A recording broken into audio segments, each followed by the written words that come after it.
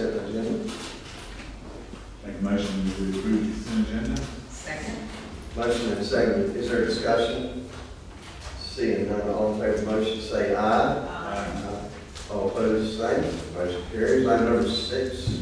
Mayor, next item is consider a resolution authorizing the manager to execute an agreement with Draper, Aden and Associates for engineering services for Phase 3 of the Category D Hurricane Florence Drainage System Project. At this time, I'd like to ask Mr. Childs to come up to give further explanation.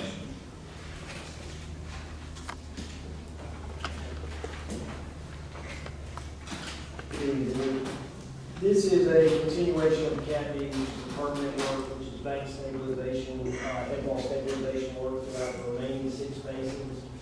If you recall, we just recently contracted 41 and 42. This design work is the continuation and completion of Cat D work related to hurricane Florence standards. Well, I mean, looking it over and physically driving out and looking at some of this, I mean, I'm sure the board's probably approved it. But while you guys are doing this work, if there are other capital improvements that are coming up or things that we need to be concerned about for future growth. I know that we've talked many times about stormwater retention and, you know, DOT is a 40-year event on their culverts, and I've done everything to get on my hands and knees at the Raleigh level to see if we can overbuild for, you know, the future impervious surfaces, etc. Or if things associated with this packet that you come to your attention we need. It's certainly if they identify something like that, they'll bring it to our attention, but also the items that you speak about, some of that will be addressed in the ARPA money that was funded for the stormwater projects within the city, such as the one on Racetrack Road, which was identified in a drainage study that's got a current 36-inch RCD. We're going to be changing that to a double RCD. We have also in that package work the culvert under the railroad behind Oak Park has been identified as being undersized. So we have several of those projects already planned in the ARPA money, but if Draper or staff identifies those as to what it is, what it is, we know to work forward to address those issues. I mean, I'll give you all an example out there on Oaks Road. Do we as a city ever get in a canoe or something and go from Oaks Road to East River City? I mean, that water looks extremely high. Is there a probability of a possible dam within there? We've had similar concerns on certain days. I drive that road every day. We have in the past had actual deeper dams in certain portions of the Rings Creek outfall. Actually, we've utilized a drone on occasions to fly rather than taking the boat in there, but we are aware that every time that I think there's an issue and we shoot elevations on the water on either side of that culvert, it is exactly what the river is on that day. Oh, well, you answered the question. I want to know if we're doing drone. I mean, you mentioned drones, I didn't. So that was one that we, you know, it seems, I don't know, it's probably a wind tide. Sometimes and that's just a low section of road right there that's can't be inundated by high tide. Board, any questions?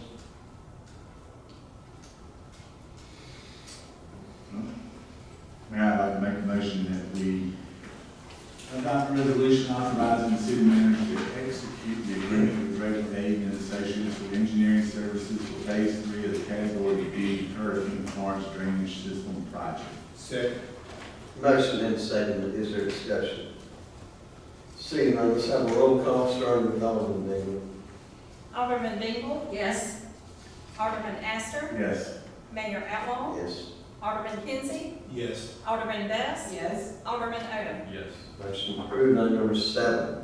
Next item is consider a resolution authorizing the execution of the conservation easement with the state of North Carolina Land and Water Fund for tax parcel ID 8-244-021 adjacent to Martin Marietta Park. Back in 2018, when we started doing the planning for Martin Marietta Park, we realized that there was a North Carolina Clean Water Management Trust Fund conservation easement all around the water portion of Martin Marietta Park. So at that time, we started working with the trust fund to ease those restrictions so that we could have the park that we have today. And one of the offsets that the state wanted to see was an adjacent 8.2 acre parcel that we put these conservation restrictions on. We can still use that parcel for trails and recreation amenities, but the state wanted to see this. So the board approved this request in July 24th of 2018. It's taken literally since that time for the trust fund, the state of North Carolina, the state property office, and the city attorney to get all the paperwork squared away where we are today. So happy to answer any other questions you may have.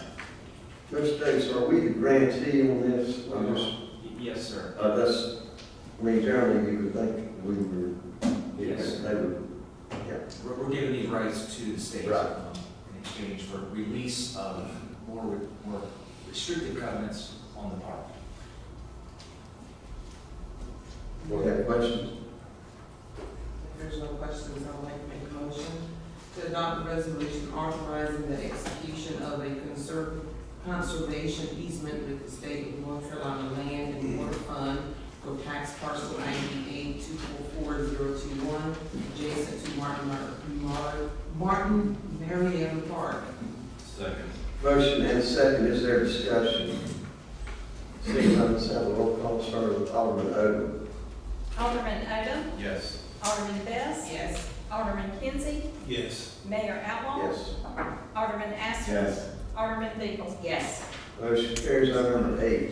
Next item is consider an ordinance to amend Article 3, noise, of Chapter 26, environment. This time I'd like to ask Chief Gallagher to come up and explain this.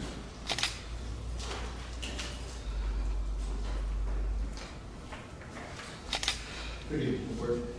First of all, I'd like to preface my comments by what this ordinance change does not do or does not address. It does not address any noise changes outside of the downtown area. It also does not impact those that are involved in busking or musical playing that is acoustic in the context of the current noise ordinance outlined by the decimal level. It also does not impact or does not address a prohibition against amplified music that is permitted by the city of New Bern. What this ordinance does try to address is the noise impact that occurs when busking involves amplified music. In order to enforce the noise ordinance as it is currently indicates in our ordinance, a noise reading has to take place within 25 feet of the location in which the music is played. The problem is, by the time we have law enforcement on scene and measures out to 25 feet, what we have found is those that are playing the instrument just simply turns it down. It becomes very difficult for the New Bern Police Department to enforce the current noise ordinance downtown.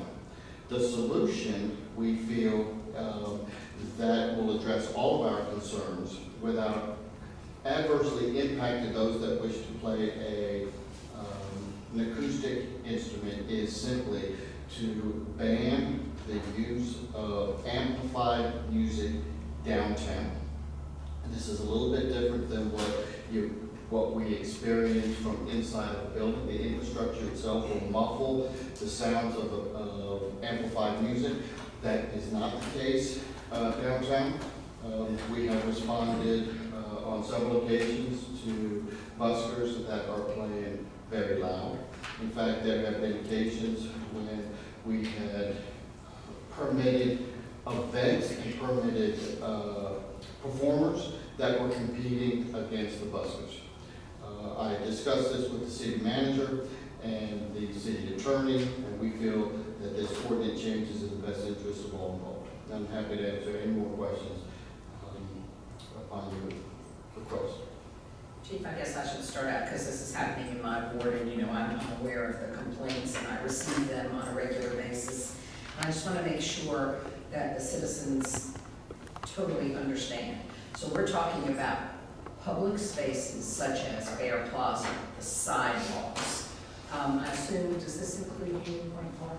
Union Point Park, that area. So if somebody is playing their guitar plugged in to an amplifier, that would be amplified music and that would not be allowed, number one, correct? If this passes, that is correct. That is my recommendation. The second would be a singer who is standing on the streetscape, on the corner, on the sidewalk, singing with a microphone. Would that be considered amplified music? And would that also be not allowed if this ordinance passes? That is correct. But if there is the bands we have at New Year's Eve or something during Mumfest or whatever, that would be considered permitted and allowed. That is correct. Just want to make this as simple and as easy as possible because there can be some confusion. I do know that, you know, there may be the case of if somebody wants to come and take their soapbox, okay, and stand on that soapbox and decide to read the Constitution on the corner, which is their right of free speech. Can they do that as long as they don't have a microphone, or is that different? As long as there is no electricity involved in the amplification of whatever they have, then that would be permissible, as long as the voice is not over 70 decibels before 9 p.m. and below 55 decibels after. Okay. And so the noise ordinance as it stands right now stays. So nothing's changing except we're adding this to it, we're amending the current noise ordinance. Nothing else goes away, correct? That is correct. Okay, and then I want to make one more point because again, I want to make sure that we are clear. This is different than nuisance noises, correct? We had this conversation, I had this conversation with the attorney today, and nuisance noises would be such as loud talking on the street, a car coming down the street blaring his sirens or revving his engines. I know that's a real aggravation for the mayor. That is not what we're talking about in this amendment. No, there are other codes for that. This only relates to amplified music. Okay. Just want to, again, I do understand it, I've read it, and I understand it. I just want to make sure for the clarification of the public, making sure that the public understands what we're trying to accomplish here. And it's only within the C1, C2 district, which is the central business district of downtown Newport. That's correct. So what is the process if you want to play music and you're going to get a permit? You would need to go through Parks and Recreation to fill out a special event application, and that department would vet the application at that time. Can you do it online? You can get the form online, but it still has to be sent in to Parks and Recreation. And in most cases, with a special event permit, you meet with the staff of Parks and Recreation who will ask a variety of questions. And so what is that fee? There is no fee currently for a special event application. Well, I thought this was for music only. Is that correct? Music only, amplification? No? Any amplified sound. Any amplified sound? But if somebody, a group of 4 guitarists want to stand in Bear Plaza and play their guitars, that's fine as long as it's not amplified. Yes, If ma'am. a choir wants to come downtown and sing, they can do that as long as it's not amplified. Okay, I just want to make sure, again, I know I'm kind of repeating things, but I want to make this as clear as possible. Yes, the decibel levels still apply for acoustic music or voice. The decibel levels, as the chief said, still apply. We're just removing the amplification in hopes that it helps minimize those sound waves. Well, I mean, again, there's no perfect means of providing an ordinance on this. There was a drummer set up on South Front the other day, and I thought he was pretty good. He was pretty loud. He had a full range of mid, low, and high toms and cymbals and all that. And you know, the noise level of that versus somebody with a rechargeable amplifier from Walmart, you know, I think there's a little difference in the output. But We have another issue downtown too, I get complaints about, that's a gentleman who has a screechy kind of singing voice and plays or hits his tambourine, and I've got complaints about that, the chief knows. But again, that's not amplified. they would have to then ask for the decimal reader to come and see if he's over the decimal levels. I think he's amplified now. He's, I think I've seen one microphone, is anybody else? I've checked out on that, I haven't heard that one. Chief, just curious, is this something we've received a lot of complaints on? I'm assuming so, since we're talking about changing the ordinance. We have, a lot is very subjective. We have received several calls for service into our dispatch specific to this. I have spoken to several individuals downtown, and I know I have received comments from others about the noise. Part of the problem, as I have found, is that many believe that the amplified music is permitted, and therefore they just accept it.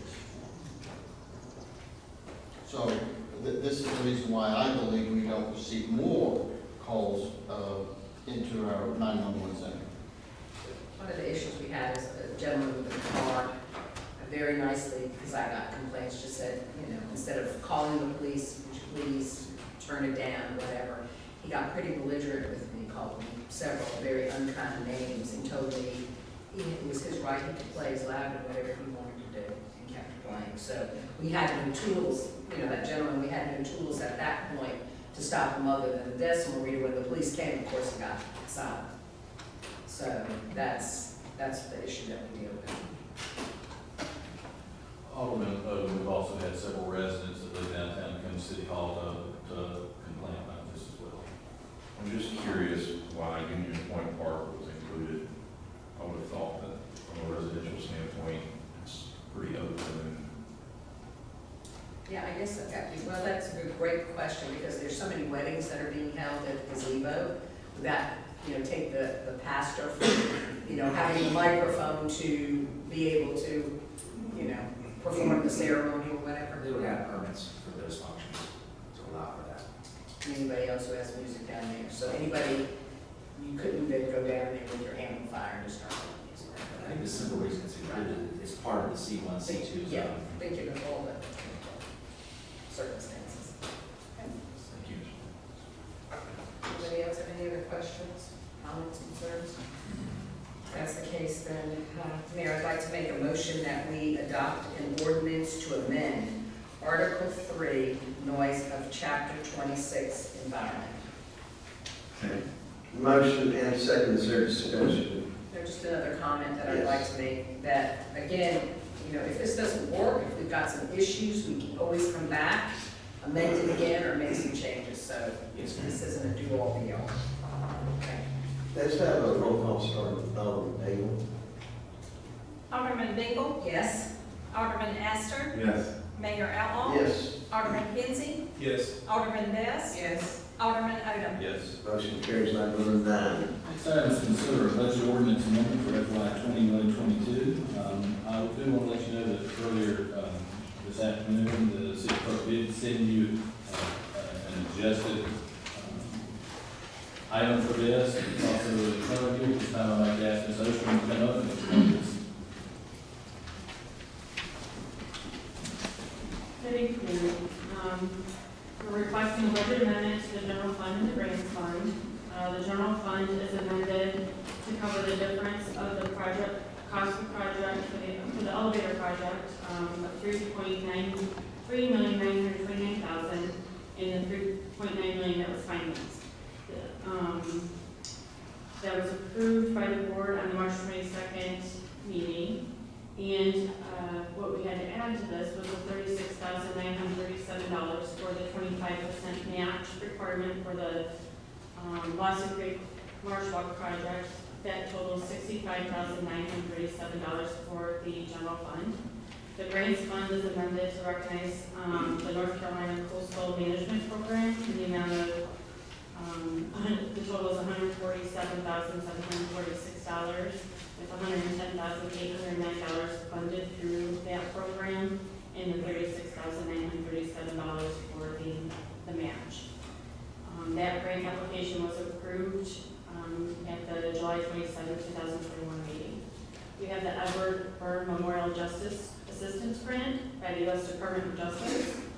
in the amount of $23,112 for the police department portable radio project, and no match was required for that.